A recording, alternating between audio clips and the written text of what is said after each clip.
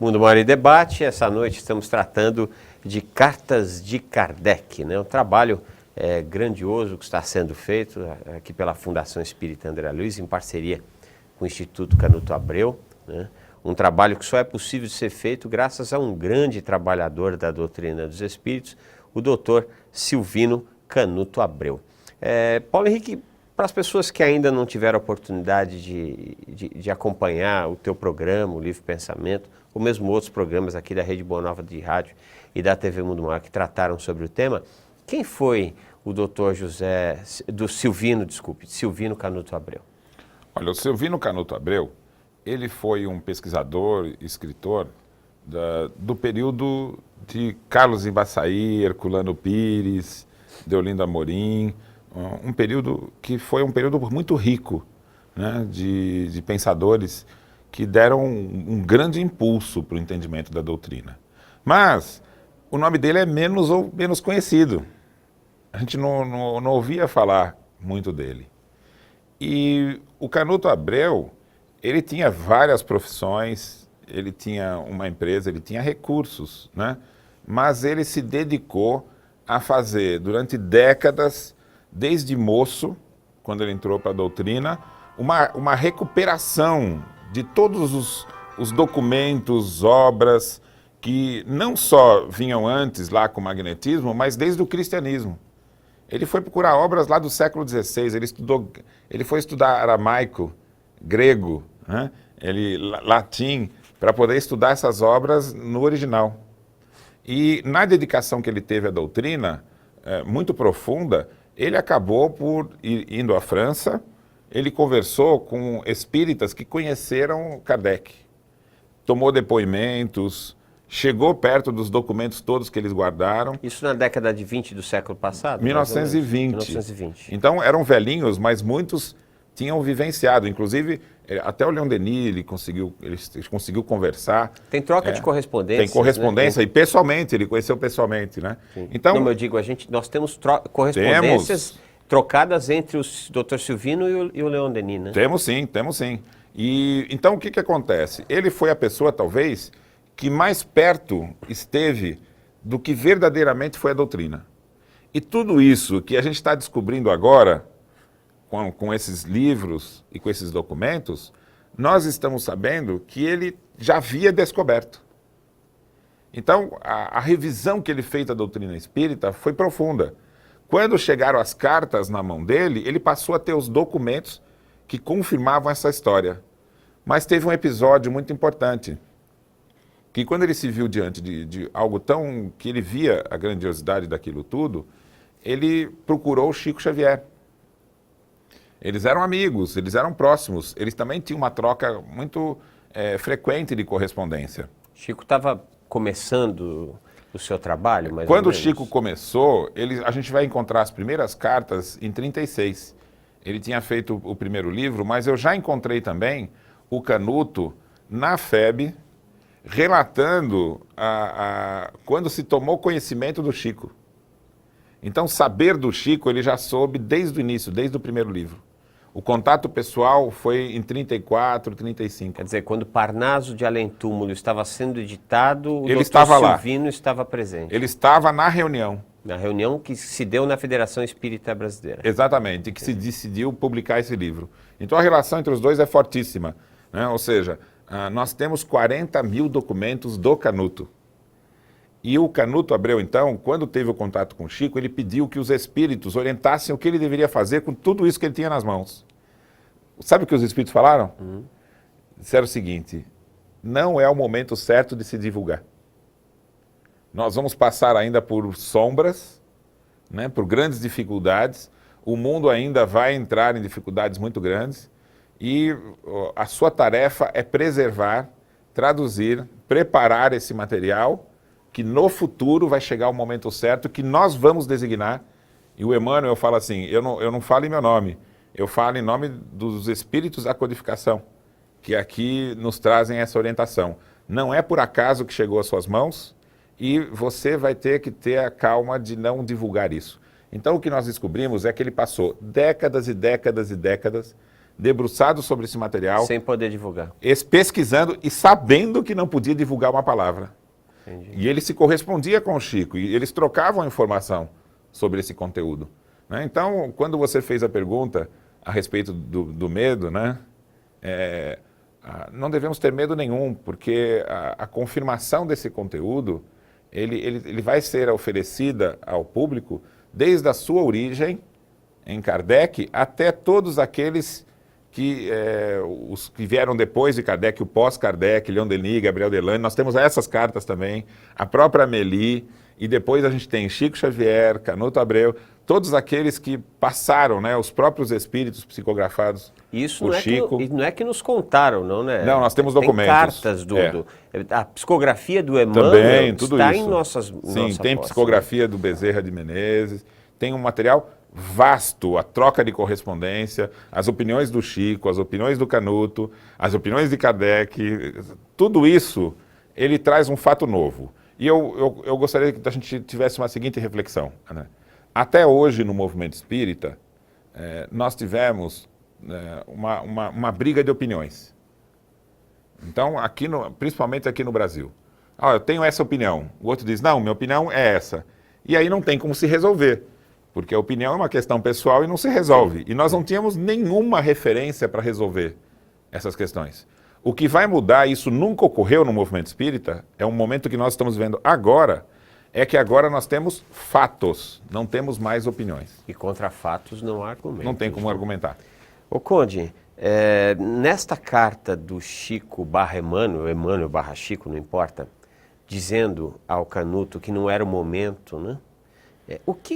Evidente que nós vamos aqui conjecturar, né? Mas o que te faz achar que estamos vivendo um momento de divulgação agora? É o trabalho coletivo. Eu vejo assim, por exemplo, a própria restauração da Gênese agora não surgiu aqui no Brasil, apesar de ter surgido pela vontade, né, pelo estudo, pela pesquisa de uma brasileira. Mas algo que a gente nem fazia ideia, e ela estava fazendo um trabalho em fontes primárias e provando que a Gênese tinha sido adulterada, que era antigamente a opinião de alguns, mas era opinião que não podia ser provada, e ela conseguiu provar lá. E o que a gente conclui aí? Que eclodiu tudo de uma vez só. As cartas, a restauração da Gênese, como se de repente fosse o momento para eclodir tudo isso aí. Ou seja, há um grupo, que a gente até fica surpreso, de pessoas que querem e estão aptas a aceitar esses conhecimentos que vão ser desvendados. Muito bem. Mariana, como é que estão as nossas participações aí dos nossos amigos ouvintes, internautas, telespectadores aí? André, nós estamos com bastante participações. Muitas pessoas estão gostando muito do conteúdo do programa de hoje, agradecendo pelo programa de hoje. E eu separei uma pergunta aqui que eu acredito que vai gerar bastante comentário de vocês, que é da Juliane, de Volta Redonda, do Rio de Janeiro. Ela diz o seguinte: parabéns pelo programa, sempre uma aula acompanhar as palestras do Paulo Henrique. Acompanho os desdobramentos dessas descobertas desde o lançamento da Gênese. Mas o que mais podemos esperar dessas cartas? E ela quer saber se mais obras foram adulteradas também. Essa pergunta, todo mundo pensa nisso, né? Quando a gente recebe a notícia de que a Gênese foi adulterada, a gente já olha para todas as outras obras, né? As obras anteriores à Gênese, elas receberam as suas edições definitivas com Kardec em vida. Sim. Então não temos nenhuma referência. Só para quem não sabe a ordem, né, Paulo? O Livro dos Espíritos, o Livro dos Médiuns, o Evangelho segundo o Espiritismo, o Céu e o Inferno. Então essas 4 obras, elas não sofreram nenhum tipo de adulteração. Nós temos já notícia e já temos a confirmação de que Kardec havia feito uma introdução em O Céu e o Inferno. Essa introdução foi retirada depois da sua morte. Então é necessária a restauração. Certo. As obras póstumas também é uma obra que não é segura. Até porque foi editada após a partida de Kardec. Muito não é isso? tempo depois, inclusive depois das denúncias da adulteração da Gênese. Então, essa obra ela tem que ser estudada e agora nós vamos ter a oportunidade, porque vários documentos que estão publicados em obras póstumas, e mesmo nas obras de Kardec, nós estamos agora tendo acesso às psicografias originais. Então, algo que nunca ocorreu no movimento espírita, que é a possibilidade de se fazer confrontação entre as psicografias originais e psicografias publicadas. Então, será feita a revisão das obras póstumas, né? E é preciso restaurar a introdução do Céu e Inferno. Mas a Gênese, como já estamos estudando, ela foi profundamente alterada e agora merece a nossa dedicação e os nossos estudos realmente. Esse é um problema. Mas as primeiras obras, elas estão preservadas. O que precisamos tomar cuidado, e sempre tivemos que tomar cuidado, é com alguns erros de tradução, que não é a adulteração do conteúdo. Sim, essa tradução tem que ser aprimorada. Sim. Esse é um trabalho que algumas pessoas, às vezes a gente acompanha, a gente recebe e-mail, telefonema, post no Facebook, está fazendo muito mistério, por que não divulga isso logo? Gente, isso não é tão simples, né? Daqui a pouco nós vamos conversar para vocês entenderem o tamanho do acervo, porque nós temos as mais de 700 cartas inéditas do Kardec, mas é uma infinidade de documentos do Dr. Silvino Canuto Abreu, de troca de correspondência do Dr. Silvino com outros proeminentes trabalhadores da doutrina dos espíritos, Leon Denis, já falamos, Chico Xavier, já falamos. Nós temos obras raríssimas, né? O Paulo estava dizendo de uma obra que só tem 2 no mundo, o Vaticano tem uma e hoje está na guarda do CEDOR uma outra obra. Então isso tudo demanda muito respeito, uma tranquilidade muito grande para que esse trabalho se dê, até para que nós não venhamos a cometer o erro que foi cometido por nossos irmãos do passado. Então esse é um trabalho que precisa ser feito de forma coletiva, é um trabalho feito pela ciência, não é um trabalho feito apenas e tão somente por pessoas que não... É preciso ter profissionais trabalhando, trazendo todo o cabedal de conhecimento destas profissões para que estes documentos eles sejam reconhecidamente, sejam autenticados de forma oficial, por assim dizer, para que então a gente tenha condições de ir divulgando isso tudo. Isso tudo só se faz com uma coisa, não tem condições de fazer isso senão com dinheiro, né? Eu sei que os espíritas têm um certo pé atrás quando se fala de dinheiro, o que é perfeitamente compreensível, porque provavelmente essa é a nossa primeira encarnação como espíritas, e muitos de nós, a gente fala, não, porque a igreja fez isso, porque o concílio fez aquilo, e provavelmente éramos nós mesmos que lá estávamos. E muitas vezes nas nossas encarnações passadas, nós metemos a mão no bolso das pessoas que acreditavam em nós e não fizemos talvez boas coisas com o dinheiro que não nos entregaram. Então hoje a gente tem um pezinho atrás, mas infelizmente nós estamos num estúdio de televisão, né, da Fundação Espírita André Luiz.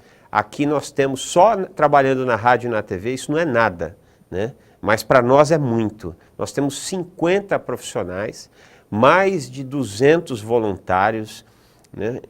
Aí você tem custos satélite, você tem engenheiro, você tem os custos da Anatel, do Ministério das Comunicações, impostos trabalhistas. Então é uma quantidade enorme de recursos que a Fundação Espírita André Luiz tem que mensalmente arrumar para dar conta do trabalho que a espiritualidade a ela confiou, que é o da divulgação espírita. A verdade é uma só. O mês termina no dia 30 e a conta da fundação praticamente está zerada. Mas Deus é tão bom que no dia 1º o dinheiro vem chegando e a gente sempre consegue dar conta dos nossos compromissos. Mas para esse novo desafio, que nós não podíamos simplesmente virar as nossas costas e deixar... mais recursos passaram a ser exigidos. Então, para que nós tivéssemos condições de conseguir levar adiante esse trabalho, nós precisamos recorrer ao seu bondoso coração. Se a doutrina dos Espíritos foi bom para você, não tenho dúvida nenhuma que você deseja que essa doutrina seja bom para os seus irmãos de caminhada. São só 7 bilhões de encarnados e mais de 20 bilhões que estão aguardando na fila do reencarne, que a gente espera que quando eles cheguem, eles possam ter acesso a esses documentos.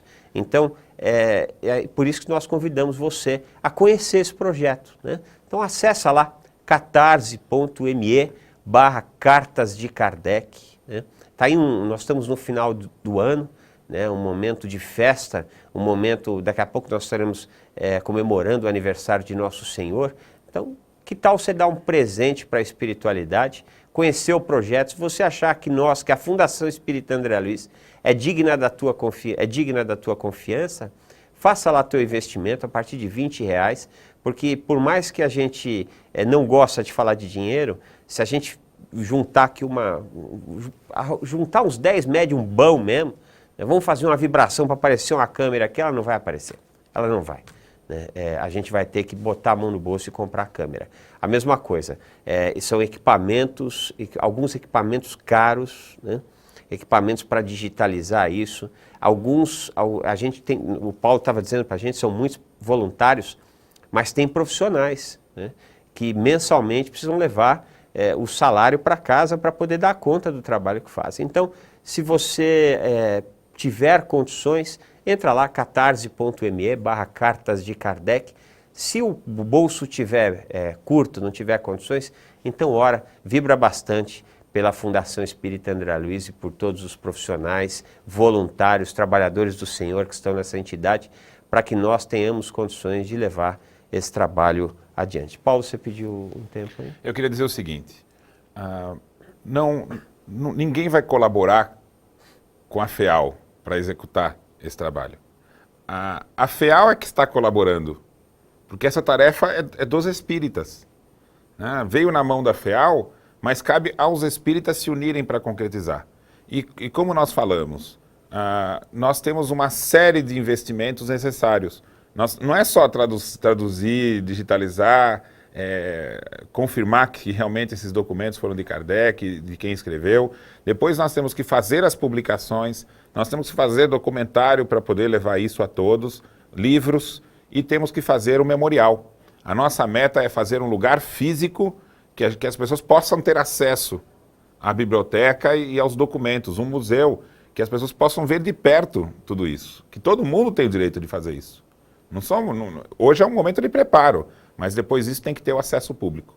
Então, o que nós estamos pedindo é colaboração para esse e os próximos passos. Quanto mais a gente se mobilizar, mais longe a gente chega nesses compromissos.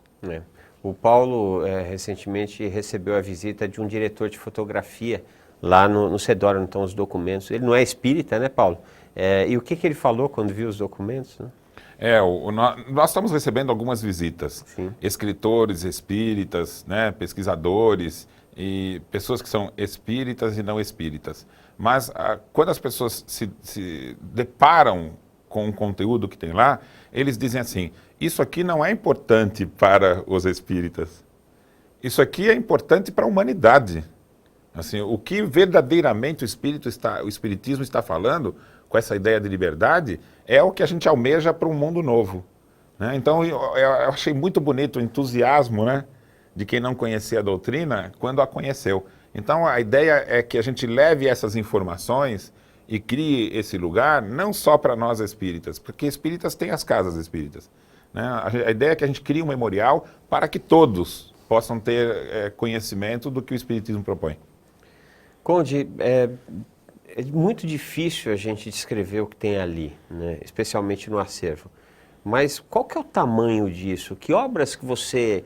Porque além das cartas, como nós dissemos, tem obras raríssimas, né?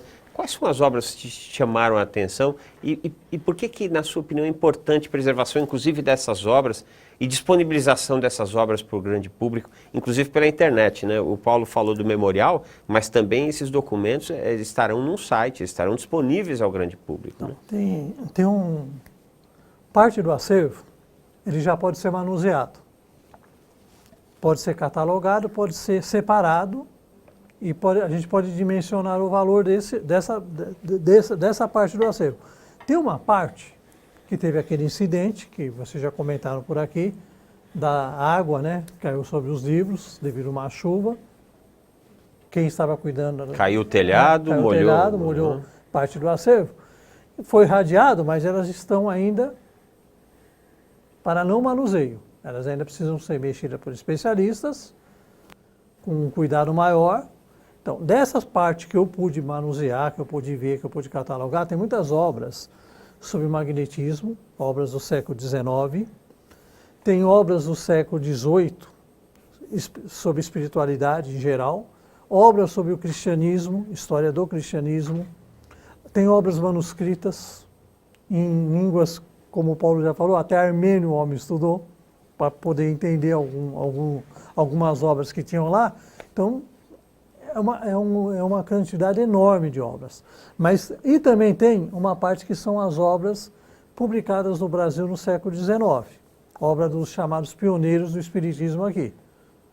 E essas obras estão lá, não dá para saber o tamanho ainda, porque tem muitas obras que estão fora do acesso ainda, não podem ser manuseadas. Mas são obras muito importantes, inclusive para as pessoas que não são ligadas ao Espiritismo. O que tem de obras sobre o cristianismo ali são obras muito raras, que vão servir para estudo para outras pessoas de várias tendências religiosas e mesmo pessoas que estudam o cristianismo na faculdade. Eles vão ter acesso a obras que talvez não tivessem acesso, estão lá. Que o Canuto ele tinha essa preocupação de comprar obras que ele dava valor, essa obra é raríssima. E dava um valor e comprava. Tem até obras de literatura, menos, mas tem obras de literatura raríssimas lá. Eu vi uma obra, se não me engano, do século XVII, em francês, o autor entrevistando um espírito. Isso antes da codificação espírita, né? Mariana? André, aproveitando o gancho do que você estava falando, o Alexandre Moraes, do Butantan de São Paulo, disse que acompanha o projeto pelo Facebook e já fez a contribuição dele. Ele acredita que é um dever do espírita se aproximar dessa causa e ajudar da maneira que puder. E eu separei uma pergunta aqui da Eliana Machado, da Vila Ré de São Paulo, que outras pessoas também mandaram essa pergunta aqui durante o programa. Eles querem saber se há uma data ou aproximadamente para a divulgação do conteúdo de alguma dessas cartas ou de todas elas. A divulgação dessas cartas, nós estamos planejando fazer de duas maneiras. Primeiro, nós já temos instituído um grupo, uma equipe de acadêmicos, né, são professores de universidade que estão se organizando para fazer uma tradução que seja adequada, com os termos de época, com uma explicação do que fundamenta esse material. Porque, veja, quando a gente apresentar uma tradução, ela fica em definitivo. Então, nós vamos ter dois tipos de apresentação pública desse material. Nós vamos fazer alguns livros temáticos que vão ser editados pela FEAL. No ano que vem já deve ter o primeiro. No primeiro semestre já, né? No primeiro semestre já teremos um primeiro livro que reúne um tema específico e esclarece por algumas cartas. Então, os acadêmicos vão se debruçar sobre essas cartas e fazer já uma tradução. Vamos já fazer a certificação da origem. Então, são algumas cartas que já são tratadas para vir a público. E, ao mesmo tempo, esses acadêmicos, junto, inclusive com entidades acadêmicas, vão preparar as edições completas. Então, como ocorreu com a Revista Espírita, que quando ela foi traduzida, por exemplo, os volumes foram sendo publicados ano a ano, né? A mesma forma nós vamos fazer com as cartas. Elas estão divididas por anos, então nós vamos fazer a publicação assim que o primeiro volume estiver pronto, né? Com todo o cuidado que precisa ter, ele vem a público. Quando ele vier a público, também ele vai ser colocado na internet, né? E também isso vai ser feito na França, né? Ao mesmo tempo, nós estamos nos organizando, porque as publicações também vão ser feitas na França, em francês. Então, com a transcrição, né, e também com as notas para poder esclarecer. Todos esses documentos têm que ser catalogados, porque depois a gente tem que usar essa catalogação como referência para citar, né? Então, estamos fazendo um planejamento bem feito, não podemos dizer exatamente em que momento isso vai ocorrer, mas é uma questão histórica. Eles surgiram agora e nós estamos lidando com eles agora, vamos ter que ter um pouquinho de paciência. O que eu vou dizer é o seguinte: 100% do material vai vir a público. É isso que tem que garantir para todos que estão nos acompanhando. Não vai ter uma folhinha que não vai vir a público. Essa é a nossa meta. Os documentos aguardaram 150 anos, então um ano a mais, alguns 2, 3 anos a menos, enfim, estamos trabalhando, isso é que é importante que você saiba. Mundo Maior em Debate de hoje, conversando, falando, tratando sobre o assunto As Cartas de Kardec. Nós vamos para mais um breve intervalo e já retornamos.